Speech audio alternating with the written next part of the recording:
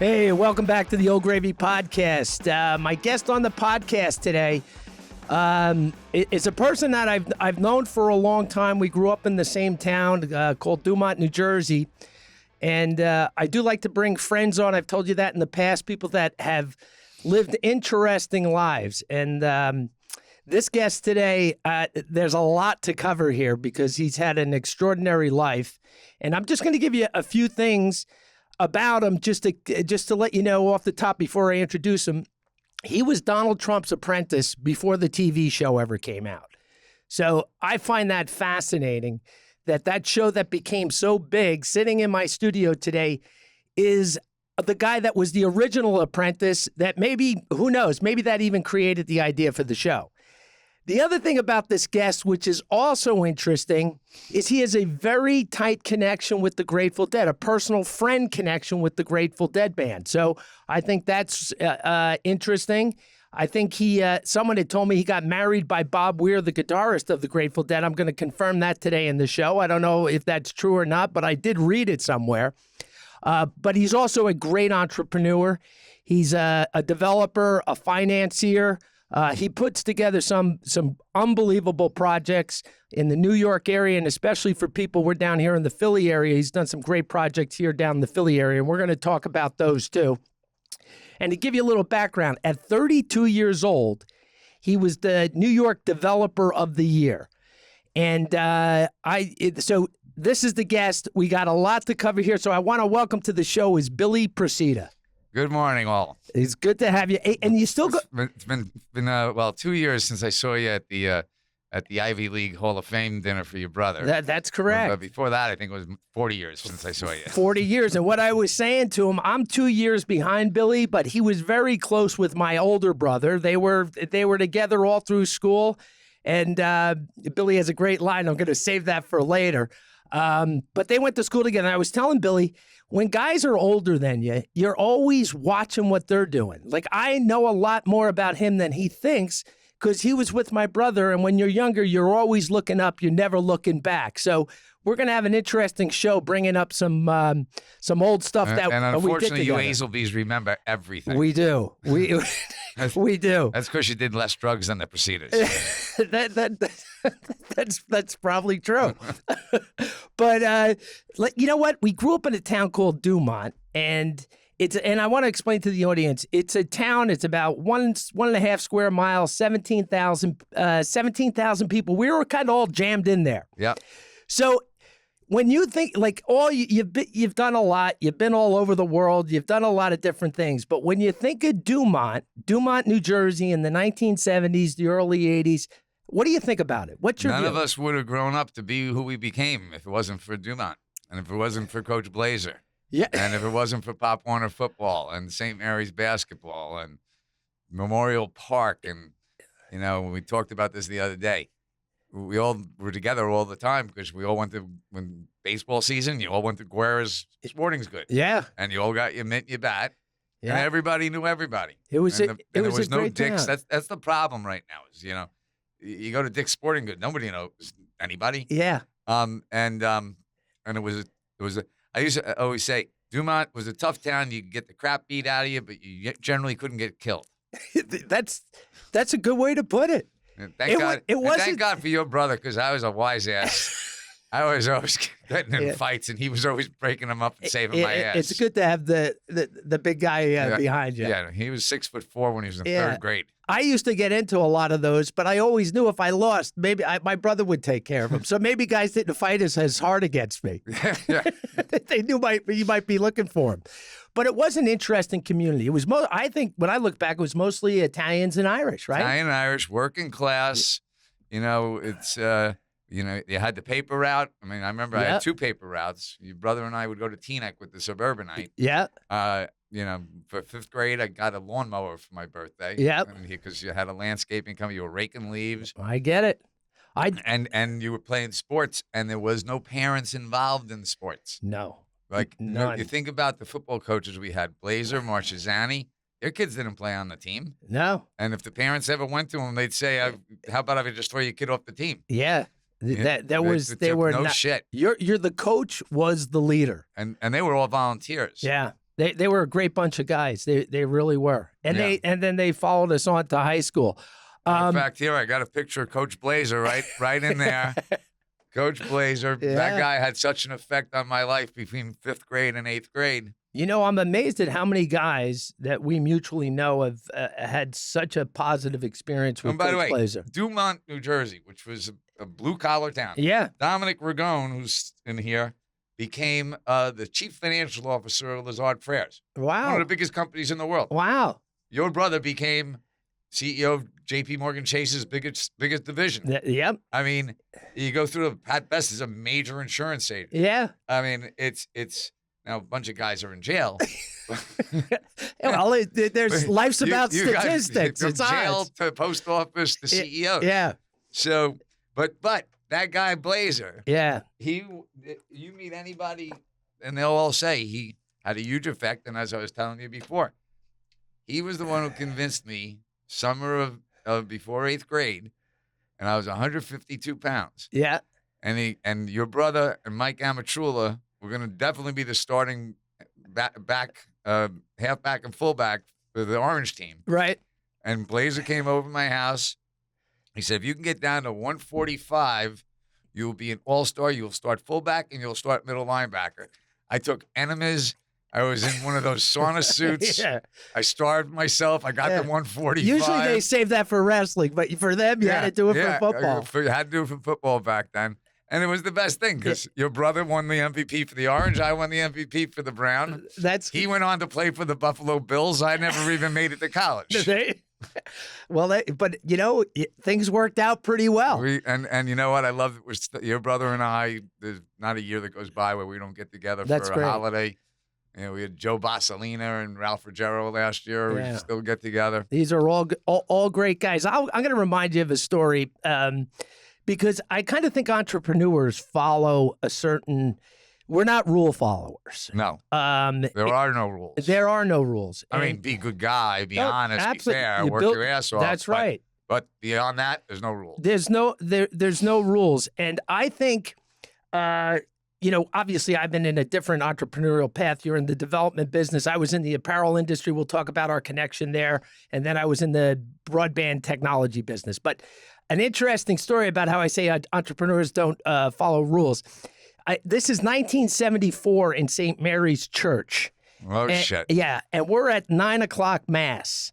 For some reason, Were we drinking? No, no. I think I'm 10 and you're 12. You might have been. I don't know. As an altar boy, they put me too close to the wine. But we're not. You're not serving. You're sitting. You're in the pew. And me and you happen to sit next to each other, and we both have had our problems in school, and we'll go over some of our similar. I've only got suspended, but you went for the full. You're out of here. I was full Monty. Full Monty. You went for the full Monty. So we're sitting in church. I think we're throwing missilettes at each other. But you know, when you're a kid, you don't think anyone's watching you, right? Like we think we're screwing around, but no one's watching. But at some point, the usher comes up and separates us in church. That's pretty humiliating, but we're kids. We don't care. But when we walk outside the church, and this is why Dumont's a great town, we walk outside the church, and I don't want to use a lot of people's real names, but I'll use part of the name. There was a church lady named Helen, a real older church lady, and she was mean. She cornered me and you outside the church. We thought we were in the clear because the usher separated us. You remembering any of this? No. Okay, but I remember it like it happened yesterday. So she pins me and you up against the front of the church. It's so embarrassing. She's ripping into us, like how bad we are. And we're like cornered. We can't get away from she's like declared a fatwa on us. I mean, she is so irate at what we did. And I didn't even think it was that bad. But all of a sudden, out of the corner of my eye, my neighbor, who we're so close to her, referred to her as Aunt Joe. She comes flying in because she starts saying to us, your parents are despicable people who would raise kids like you. So somebody would definitely come to your rescue for that. So she comes over, Aunt Joe gets in, she's like, you can torture these two, but don't you talk about their parents. And then me and you slipped away. She saved us that day. And I never forgot that story. You know what? Because you're always looking up. I remember you were the guy that I got into trouble with. Never got back to my mom either, but I remember that. Some reason, everything always got back to my mom, and then my father would beat the shit out of me. How great was that she came in to save us just because she insulted our parents? That's Dumont. Typical Dumont. That's typical Dumont. You want to take out the kids, go ahead. They're bad. You knock them around, do whatever you have to. But if you start talking bad about their parents, you've gone to a whole new level. She crossed the line in Dumont. So that here's another thing I have about Dumont. That park, Memorial Park. Mm-hmm. Picture that park in the 70s. You had the hot rods lined up. Yeah. You had all the guys playing basketball, the weed wafting over the court. Every once in a while, a big circle would start and a fight would break out. No guns, no knives. Like you just said, no one ever got shot. But I can even smell. It's like a kaleidoscope of color. Everything was there. Bikers, greasers, potheads. I tried to be all of them. Well, that's it. And athletes. That's a very kind of entrepreneurial thing. You got to kind of absorb everything that's out there for you. And our park was so cool that the kids from Bergenfield and New Milford used to come to Memorial Park because we were the cool kids. Yeah, Dumont that did. We had the best athletes. We had the best pot. Yeah, it was a great time to grow up. Yeah, that curved wall's still there. I can remember myself sitting there selling joints. Wow. And back then, that was, I mean, it was a dangerous business back then, though, right? Nobody bothered us, really. There was that one spot you were allowed to sell pot. Really? By the way, that's how I learned business in seventh grade. I think I bought $10 a pot. I rolled 20 joints, sold them for $1 each. I doubled my money. I was like, holy shit. Wow. That was it. The light bulb went off. That was the beginning. I said, I don't need to go to college now. Wow. And were you still attending St. Mary's at this time, or then I got thrown out of St. Mary's. I made it to 8th grade. I got thrown out the second week. No, so you got and then you went to Honus, right? And I finished up at Honus. I was thinking that, which was worse. There was no rules at Honus at all. At least the nuns used to hit you with the ruler at St. Mary's. Yeah, keep you in line a little bit. And now, Honus is, for people listening, that's the public school. But then you decided to give the Catholic schools another shot, and you went back to Bergen Catholic. That's when the whole football team, we were in the state finals that year, and so was your brother's team. Uh-huh. And the whole football team, the whole coaching staff all went to Bergen. Plus, my brother went to Bergen. I said, right, who was a hell of a basketball player. Yeah, right? And I said, you know what? I'm going to go to Bergen. And by the way, me and your brother carpooled together. We played football and basketball together, and then the Irish Christian Brothers said, "Enough's enough, Procida. Get the hell out of here. We don't care if your brother was an all-star here. You're out." And was there any specific reason you'd like to share with the audience, or they could never catch me? They could never, but they so knew something was going on. One day I had $100 of singles on me freshman year, and I called my mother, and she goes, "I gave it to him." She covered for you. A story just came to mind. I thought you had your trouble at Bergen. I thought it was like a ridiculous thing to throw you out for. And I don't even know if you remember this story, but I do. And it just came to me. When I blew my nose when you blew your nose in the because Fuzio wouldn't let me go to the bathroom. I thought it was Mr. Iucci. Could have been. I don't remember that. I have to call your brother. Call my brother. He'll verify it. So the audience knows Billy had allergies or a cold, kept asking to use the bathroom. And no teacher would ever want Billy Procida out in the hallway during class. He might never come back or whatever. I was just making a point. Yeah. And then I didn't have any allergies. I just wanted out of class. But someone said you blew your nose so loud in a plastic curtain. Yeah. Yeah. So there must have been something going on. We had to get out of class that day for some reason. All right. Well, I got to do a little bit of business. I want you to hold on one second, but we're coming. I'm not done with Dumont and Bergen Catholic yet. We're going to stay here a few more we got to plug my project too. Absolutely. We're going to get to the Plaza Grande. If you're not 55, you wish you were there. But why do you tell people about that project? Well, just real quick, we're building 500 beautiful apartments. It's the last piece of the property that was the Garden State racetrack at Garden State Park. It is gorgeous. Indoor pool, outdoor pool, theater, club rooms, golf rooms, everything you want. And it is a beautiful place. We're just finishing up, and it started 25 years ago. The project started, and we're finally finishing it. Wow. It started 25 years ago. Well, it started by a big public company 25 years ago. Then it stopped and started again. Then it stopped, and we're coming to the finish. And that's kind of your I was reading about your business as a developer and people that finance big projects. And this place is probably gorgeous. If you've seen the Philadelphia Metropolitan Opera House, this Billy Procida is the one responsible for making that, bringing that thing back to life, making it beautiful. Spent 10 years of my life and $300 million renovating North Broad's historic buildings, the Divine Lorraine, the hotel. Now they call the Opera House the Met. Yeah. Designed by Oscar Hammerstein, 1904. They were going to tear it down. Yeah. I said to the mayor, come on, you can't tear this down. And they were going to tear down the Divine Lorraine. We got that done. We got the Thaddeus Stevens High School done on Spring Garden, North Broad, and a few other buildings there. And probably that 10-year stretch was probably the most intense, difficult period because renovating historic buildings ain't easy. No. But it was very gratifying. I made a couple of bucks, but created a ton of jobs. The Met's thriving, one of the top concert venues in the country.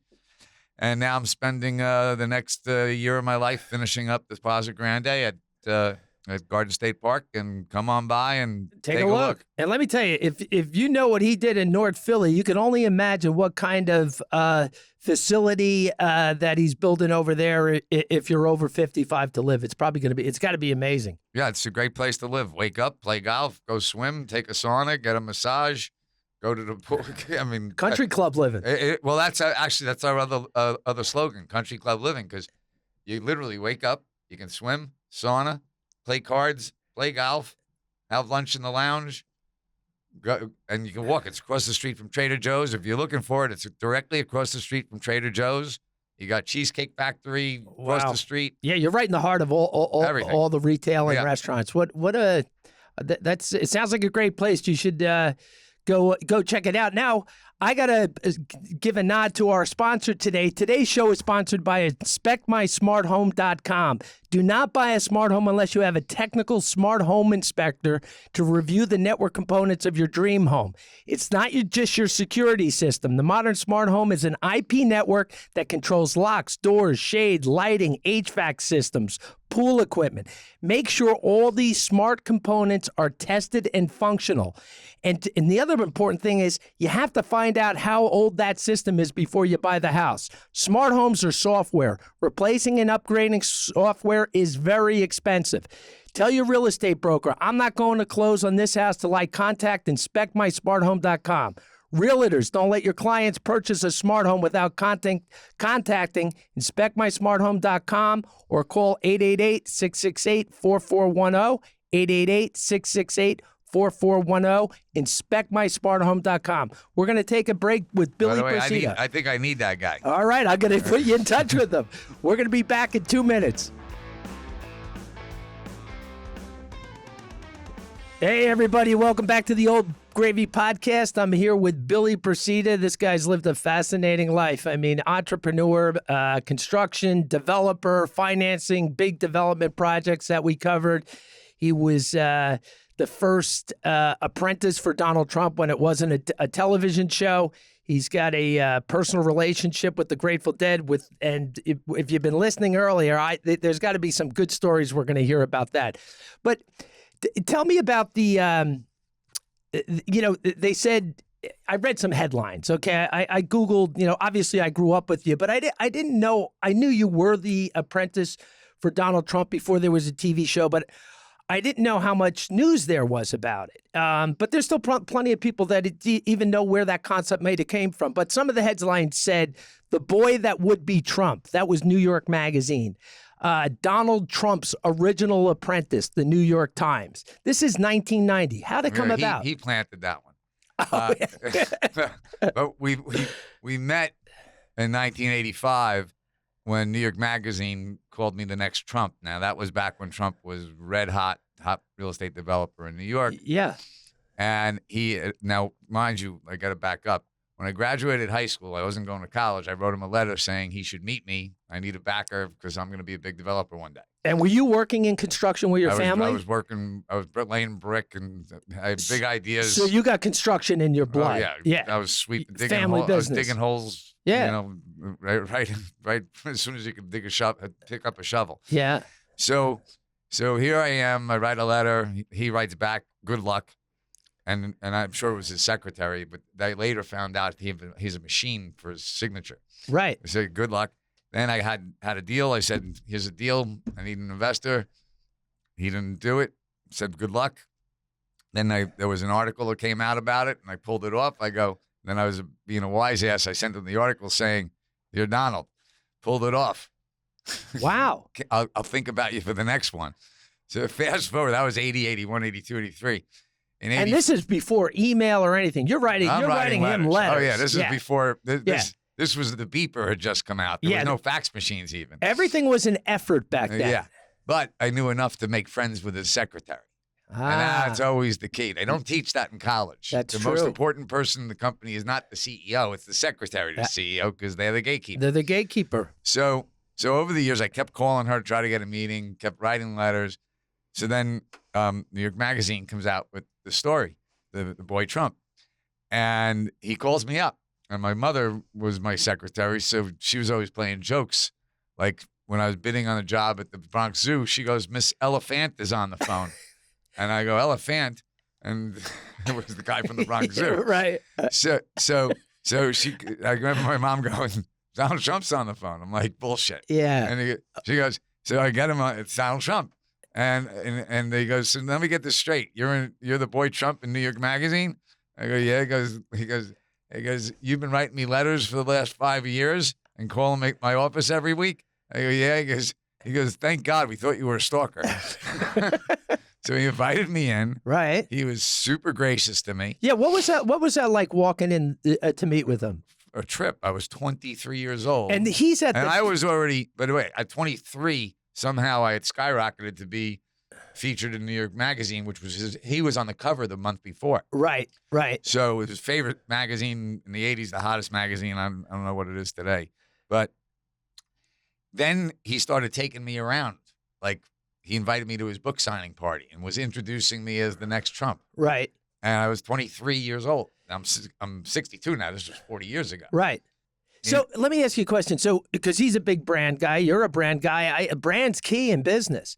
So did you think because he saw you as upcoming and you're a brand builder, right? Would you say you're a brand builder? Yeah. That's the most important thing you can do. I got one thing, my reputation, my name, it's on my shirt, it's on my car, as you saw outside. Yeah, you got a lot of units you got to move. You got to have a good brand. Yep. So my guess is when he saw that you were getting this type of press, associating, even though he's the big thing in New York at the time, but that's another benefit to his brand to pull you in. Right. And then it's a benefit to you, obviously. And then in 89, we made the top 10 developers in New York award, which was a big deal. And he was one of the other top 10. Right. And I don't think I was 25 yet. Right. What was it? No, it was 27. Right. And I was late, and it was funny because it was at the Hilton or something. And as I was coming up, the guy that was giving out the award, Jerry Belson, knew that I was actually lecturing at Yale. Now, mind you, I didn't go to college. I barely got through high school. And I happened to be lecturing at Yale, and I was late, and I made this grand entrance. And he goes, "And here's Billy Procida. Now, Trump's up on the dais." Right. And I'm running up, and the guy's giving me accolades as I'm walking through. And Trump looks at me. He's like, "How the hell did you get on this list?" So a couple of months later, he said, I got an offer you can't refuse." I said, "What?" He goes, "Pick a number," and I gave him a number. He goes, "You're going to come work for me for a year as vice president." Wow. And I was like, "What am I going to do?" He goes, "I can't tell you." And it was 1989. Yeah. And he didn't tell me because in 1990, he was about to go on fire. He was getting divorced.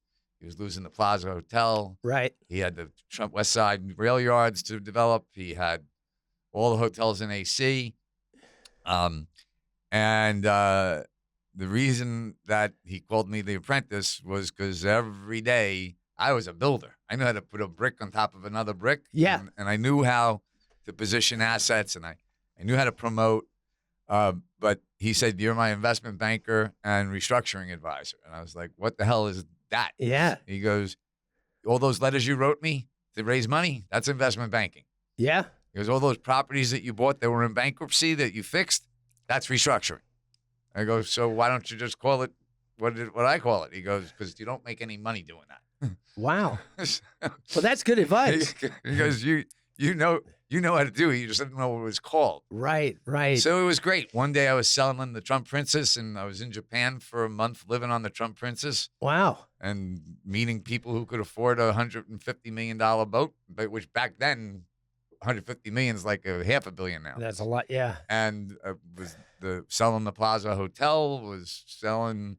I mean, I had a menu when I went to Japan. He put me on a plane. I'd never left the United States, by the way. Wow. Other than going to Mexico with my family for vacations, Yeah. I had never left the United States. And here he was. He put me on a plane. I'm in Japan. I'm living on Trump Princess for a month.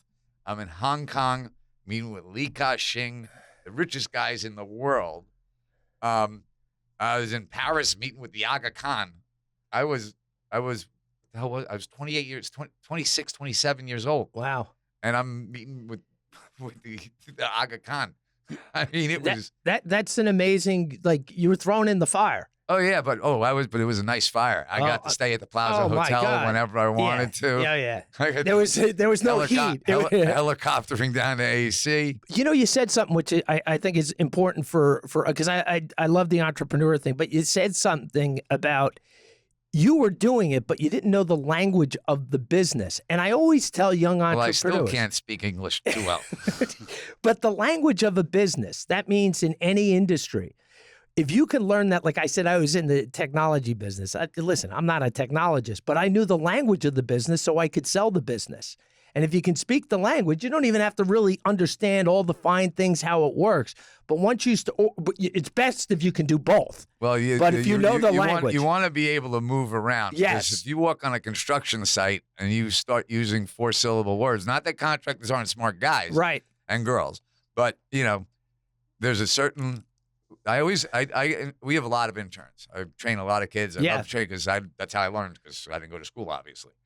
As other people taught me and, pass it on. Right. There's a rhythm to every environment. You just got to learn the rhythm. So on a construction site, there's one rhythm. Yeah. If you're going into a banking environment to make a presentation, another rhythm. Right. You're going to go sell a product, it's another rhythm. Right. So you got, from the consumer product, it's more, that's a different rhythm from even pitching a bank to give you the money to build the product. Right.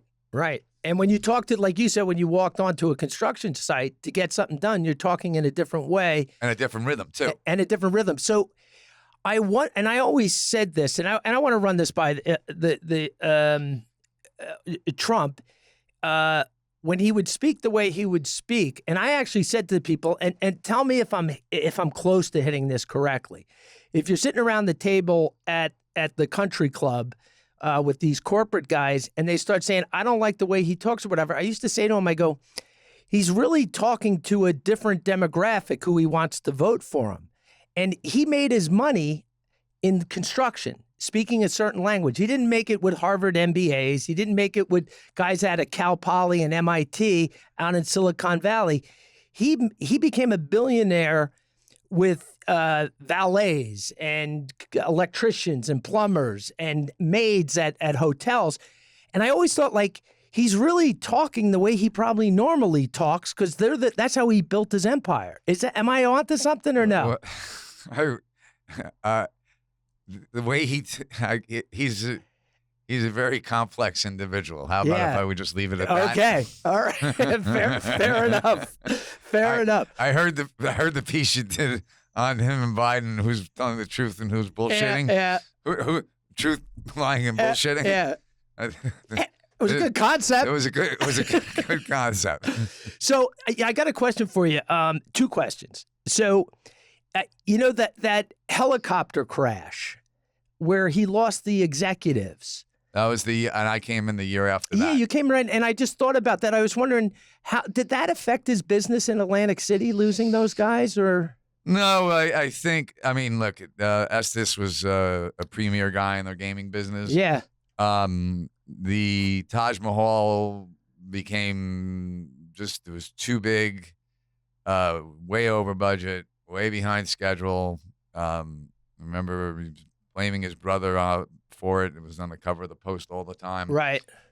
I don't think his brother had much to do with it, frankly. I was going down there trying to, try to punch list 1,000 hotel rooms. You know how long that takes? Yeah. I mean, and then I don't, but I can imagine. Then you got to go back and check the punch list. Right. So if you say do this, this, this, and this, then you got to go back and check that they did that. Right. Right. And but I think that was devastating, and I think in general he bit off more than he could chew. Yeah. In AC. Yeah. After I left, I only had a 1-year deal with him in 1990. After I left, the guys I put him with that I met in Hong Kong, he slugged through and got that West Side project built, which was one of the biggest projects. Yeah. And he did go from almost losing everything, that property to foreclosure to he made himself lots of hundreds and millions of dollars on that one. He gave up the boat, but he never used the boat anyway. Right. Okay. I remember I was sleeping on the boat, and I was talking to him, and I'm like, "You've never slept on the boat? I'm living there. I'm having a ball." By the way, the guy does not enjoy himself. The only thing he enjoys is working and making speeches, and I guess he likes his golf, but to own a 150-foot yacht or 185-foot yacht and never have slept on it. Yeah, he's an outlier. Yeah, crazy. Yeah, that's interesting. Now, there's a story that, and I mean, it's not a story. I'm sure it's true, but because I think you were quoted that you took Donald Trump to his first Dead concert. There is a famous picture of me, Bob Wier, I saw that and picture. Trump. And what's crazy is the other guy in the picture is George Norcross, who at the time was chairman of the Democratic Party. I'm familiar. And Trump and him were coming from a Charles Rangel fundraiser, or an Al Sharpton fundraiser. So, I still don't believe that Trump is a Republican or a Democrat. Right. But he certainly, because when you're in New York, you gotta be around Democrats all the time. Oh, absolutely. You got to get projects done. It's a political business in a way. Most businesses are. Yeah. I mean, at the end of the day, there's so many government regulations in every different industry. Yeah. Because I owned a food company. God Almighty, I couldn't believe how many regulations. But with building, you're going right into the. You're going to the heart of the beast. Yeah, the heart of the beast. With everybody and their mother. Yeah. So you did you just introduce him to the Dead, or did he actually go to the show? Oh no, if you go on YouTube, so he walks out on stage, and it was hysterical. It was half booze. He wasn't political yet. He was just the apprentice, but he was still a developer. So you got deadheads, right? Yeah, oh yeah. It was half booze and half applause. Right. And he gets up and he goes, "I'm sorry, folks. Donald Trump won't be performing tonight, but I'm gonna be here in his place."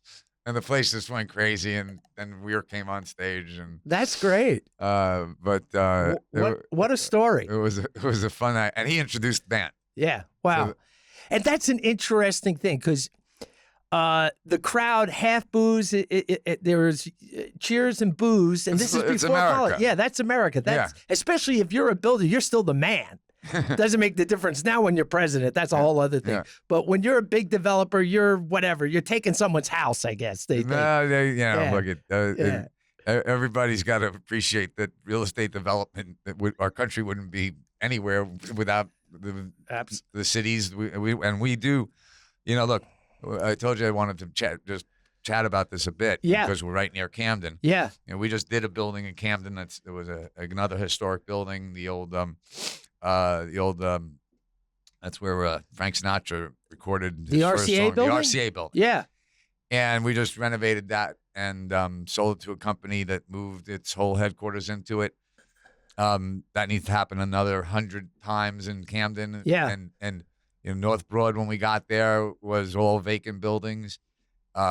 Pick your place, whether it be Atlantic City, we're in Paterson. I spent 20 years of my life. My brother's still there in the South Bronx, rebuilding the South Bronx in Harlem. We've got to rebuild the American cities, and we got to understand that you got to cut out red tape. You can't add to the cost. And right now, just a little data point for you, we are 7 million housing units undersupplied without migrants. So we only make 1.5 million housing units a year. Yeah. So, and there's always an ad. So we need to start creating 3 million a year to maybe in 5 to 7 years get to equilibrium. Right. And you have a compounding problem going on now with housing. And the one thing that I was very disappointed about with Trump, here was the easiest, lowest hanging fruit.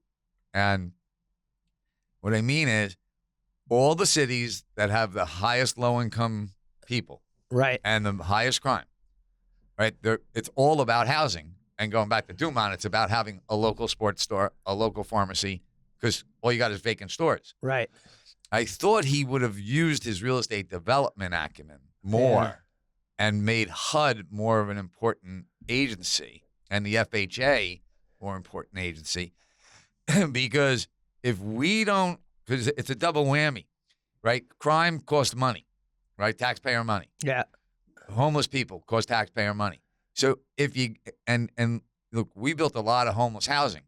Homeless housing done right, where you have social services getting them resumes, getting them job training, right, and then getting them out of homeless into low income, get them out of low income into moderate. I'm all for that kind of help as a taxpayer, and I pay a lot of freaking taxes. Right, right. But to leave and look, they're all Democratic cities. There's no such thing as, I don't think, as a Republican low income city. Can you bring them to the water, though, the politics of the blue cities? Like, it's so hard. Look, right now I'm in Paterson. If you go on the Paterson YouTube, yeah, the councilmen have fistfights. Yeah. And they're all Democrat. And they can't agree on one thing. Yeah. So it's a tough fight. Oh, it's, by the way, it took 50 years to get this screwed up. Yeah. So it ain't going to happen overnight. But I do hope whoever's in there, you got to make fixing America's inner cities and poor communities have got to get fixed. The one way to lift people up is to build housing. Yeah, and I mean, that housing problem is no longer contained to the inner. There's young people in the suburbs that can't afford. Well, you got two different parts. You got. It seems like the problem keeps getting bigger. Yeah, I mean, it ties into it's drugs, it's crime. When you go to a place to buy drugs, it's not a luxury building. It's a vacant block in somewhere. Yeah. So if you eliminate, I proved it in the South Bronx. We reduced crime by 90% in some neighborhoods. Where you would go in and redevelop Fort Apache, the famous Fort Apache. It was the number one most dangerous place in America when we started. 5 years later, it wasn't even on the top 100 list. Yeah, it's funny. You never hear about it anymore. Because when the kids wake up in the morning and they see people going to work. It builds a culture. Versus waking up. Like you look at pictures of South Bronx in the 70s. Yeah.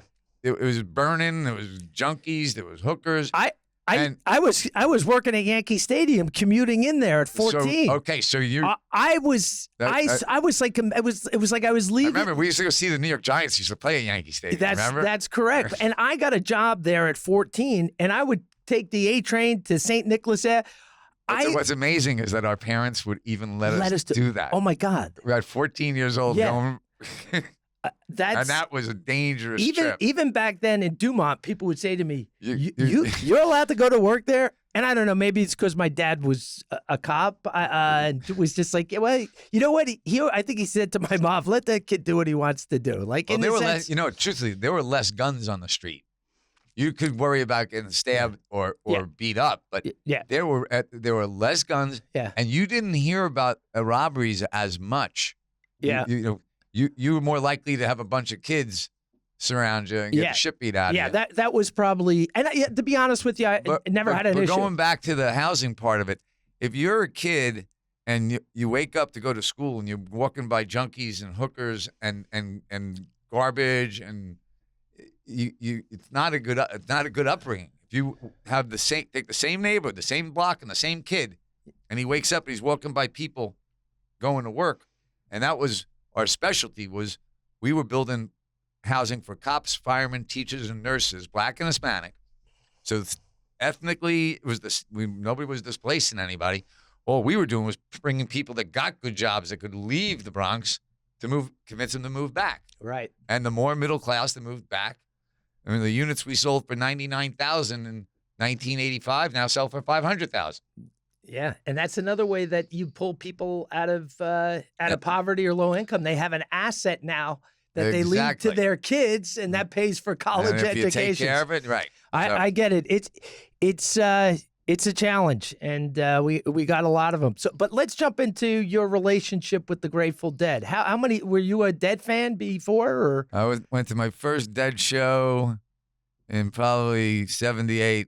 No, before that. Freshman year of 8th grade. And in fact, one of the reasons I did get thrown out of Bergen Catholic was in '78, I think it was, they were playing Englishtown. Okay. And everybody wanted to get out of school. So I lit a small fire. Okay. On the smoking stairs. Remember the smoking stairs? Yeah, they actually had a smoking stairs. Yeah, by the way, that's if kids knew in the '70s we were allowed to smoke at school. Yeah, you know what? I don't remember. Like, it must have been a small one at Bergen, because I think there was the smoking steps. But anyway, we took some lighter fluid, so we weren't going to burn down the school. We just needed enough fire to get the alarm to go off. Yeah. And have the fire department show up. Yeah. And unfortunately, we had narcs at Bergen, so they pinpointed me and Eugene Oliva in like 2 minutes. Everybody got to leave to go to the Dead show. And Eugene would come back. We won't go into that story. Yeah, Eugene beat the shit out of Brother Gonchuk. It was I don't want to say his name, but I'll say it off the air. I don't want to bring up that story, but it's a good one. So at any rate, I had been to 500 or so shows.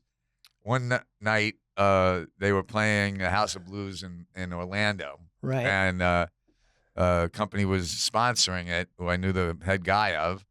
And I bet 10 guys in the audience that I could get on stage and do the encore, because I knew it could. And we made a deal with Wier.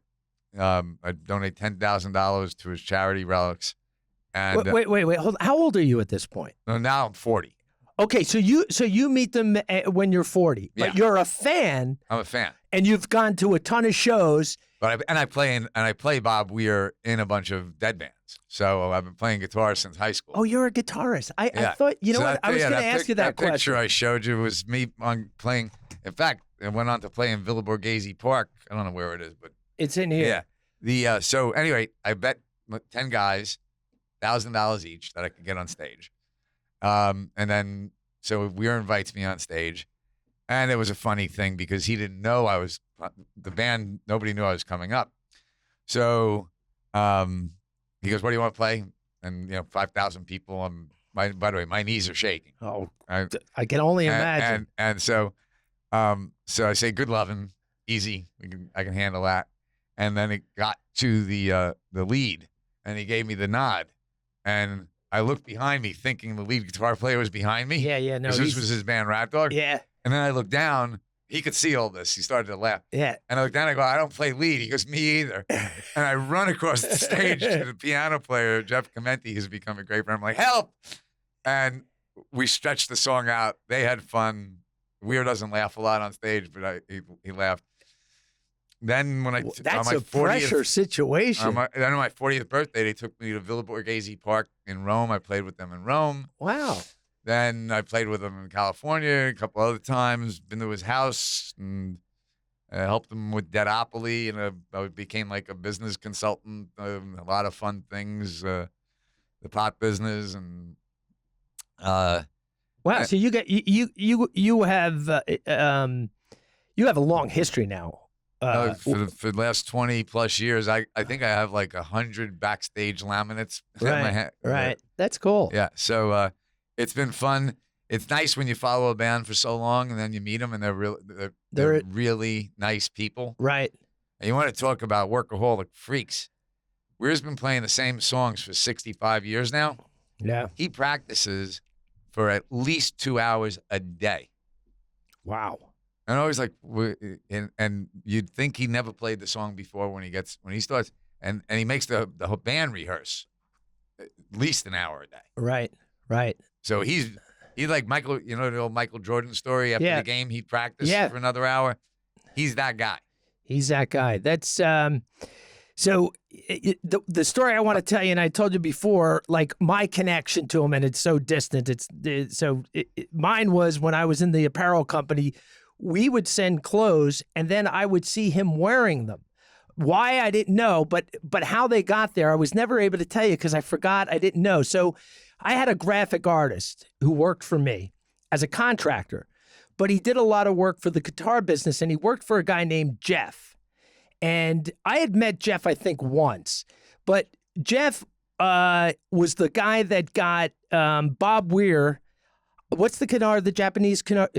Ibanez. He got Jeff to play that guitar back in the 70s, and that was unusual because no one was playing Japanese guitars. And he got him this guy Jeff, who would give Bob Wier the clothes. By the way, he still got the Ibanez's. Yeah, he had a signature guitar that did well for that guitar maker. And he wore your shirt pretty much all of the 80s. Yeah. Well, it was late 80s, early 90s. Yeah. And there were different shirts that I would see him if he sang the national anthem or if I saw him on an interview. I'm like, God, he's wearing it. Didn't help my business because there was no big logos on it. He probably wouldn't have worn it. Yeah, that's right. I remember when I brought it up to him, and he was like, "You mean you grew up with the guy whose shirts I wear?" Yes, yeah. And that's all because of a guy who he's good friends with, and I'll tell you his last name off the show, but he was connected to getting that signature guitar that Bob started playing. And a story I heard from the artist, because I called him yesterday, who used to work with me, because, and I don't know if this is true, this was a story he told me, that Jerry Garcia called him the evil doctor, this guy Jeff, because he got Bob Wier to play a Japanese guitar back in the 70s, which was unusual. Yeah. And that's why Jerry Garcia, when he saw this rep, this guy Jeff, who would give our clothes, he would say, "Oh, there's the evil doctor," that he was able to make him play that. I don't know anything about guitars. It's more of a guitar guy kind of conversation, but I thought it was interesting. Another connection, a guitarist. Do you know, and I'm going to butcher his name, so fix it for me when I do, Otel Burbridge? Yeah, Oteil. He's the bass player for Dead & Company. That's the new version of the band. Okay, because another connection is my business partner in the broadband business who lives in Florida now. Every once in a while, they sit together as their kids play on a play date. He's another sweet, sweet guy. That's what he said. Now, my business partner, they hang out, and I don't even want to say they hang out, but if their kids have a play date, they sit there and they just bullshit together. You'd be amazed. It's a small world, isn't it? You'd be amazed at dead shows. I've been backstage, I don't know, 200 or more times. You'll have big name politicians, big name billionaires, the kid off the street. Yeah. And the diversity, you get movie stars. I mean, Bill Walton, who just passed away, he was famously being there. I've been, I think I did more, people talk about doing business on golf courses. I think I did more business at dead shows than I did on golf courses. And I do plenty of business on golf courses, but at dead shows, it was amazing how many real estate developers, bankers, corporate executives. Yeah, their fan base is very diverse. Yeah, right down to, a homeless guy. Yeah, it's and I've been to a couple of dead shows, and they were always fascinating. Never the same. Never the same. It was always an interesting thing. And you'll know the guy, I once jumped down onto Giant Stadium and with another guy to get onto the field, just being jerky kids. If we got thrown out, whatever. But we were able to juke the guards, because you know how they line up around the field. And then we climbed our way all the way to the front row. And people are so cool during that show. It's an asshole. It's not a good thing to do to people. No, but you always, the younger you were, the more you wanted to be in the first row. You wanted to be in the first row. So when we get to the first row, and anybody we climbed over was almost helping us. Yeah. So there was a whole different. It's definitely a great vibe. And guess who I discover right up in the front row, no shirt on, right up under Jerry Garcia's feet, Mike Shalhoub. Oh, is that right? Yeah. That's a Bergen Catholic guy. That's a Bergen Catholic guy. And I knew you would know him. And there he is. But anyway, that was my dead story right there. But how long are they going to keep going? I think this could be a forever thing. John Mayer, and nobody can replace Garcia, but John Mayer's doing a hell of a job. The new group is O'Teal's in his 40s, late 40s maybe. Jeff Clementi, the keyboard player, is in his late 40s. I think he might have just turned 50. Mayer's somewhere in that range. Their fan base, they sold out the Sphere for a month. Is that going to be their home? Are they saying that might be their home venue? No, they're still going. They're going to. Bob Wier cannot sit still, so he's going to keep touring. He's got the Wolf Brothers. He's 78 years old. You got to see his workout videos. By the way, I did it. I went to work out with him once. Yeah. He handed me this freaking sledgehammer that's like 8 feet long. I couldn't even lift the thing. He's 78 years old, and he's swinging that thing. He's swinging that thing like it's a baseball bat. So to answer your question, the fan base now, when you go there, ranges from teenagers to 75 years old. Right. So now that the band has become much younger, and Jay Lane has just took over for Bill Koitzman. He's been with Bob and his band Rat Dog and the Wolf Brothers for 30 years. They've been playing. So the music can live on through. I mean, nobody can replace the original Dead. Yeah. But these are top flight musicians. Right. And they love the music. And, a kid who's 14 never, Garcia was passed away before that. So he doesn't know anything about Garcia. Right. Yeah. So this thing may continue to just go on. Wow. And if Mayer keeps, look, Weir's going to play till the day he dies. Right. Hopefully he lives forever. Right. And you got Willie Nelson, I think, just turned 98, maybe. He's still out there doing it. He's still out there. So, and when you see Weir work out, if he keeps working out like that, as long as he doesn't break something. No, that's interesting that you brought it up. He's working out, because going on and putting on a performance like that, even the mental drain. Oh, by the way, I play a show. I might play for 2 hours, and I can't move my arm for 3 days. Right.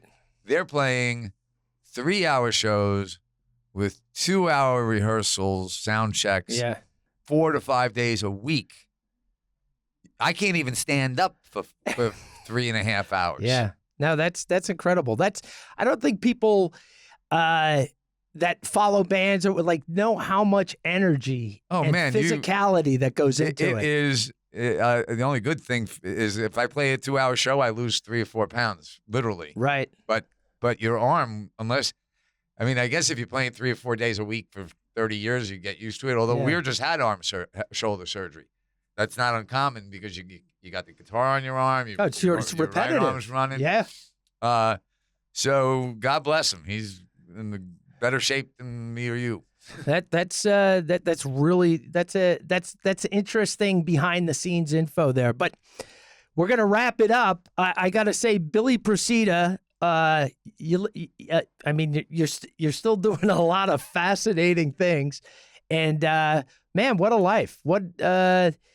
I really appreciate you coming down here, and we kind of hit on a lot of different things, and I really appreciate you coming in. It was great. I saw your brother 2 weeks ago. He just stopped in out of the blue, and it was always great to see him. And then he said, "You got to come do Downey's podcast." And believe, and I was like, I'm glad we came. And I understand, thank God for my brother's relationship that you two have been such good friends for such a long time that I got the opportunity for you to sit in this seat today. So to both my pleasure. To my brother and to Billy Procida, thanks for coming in.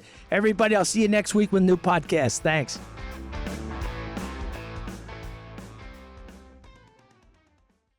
Disclaimer. The host assumes no responsibility or liability for any errors or omissions in the content of this podcast. The information contained in this podcast is provided on an as-is basis, with no guarantees of completeness, accuracy, usefulness, or timeliness.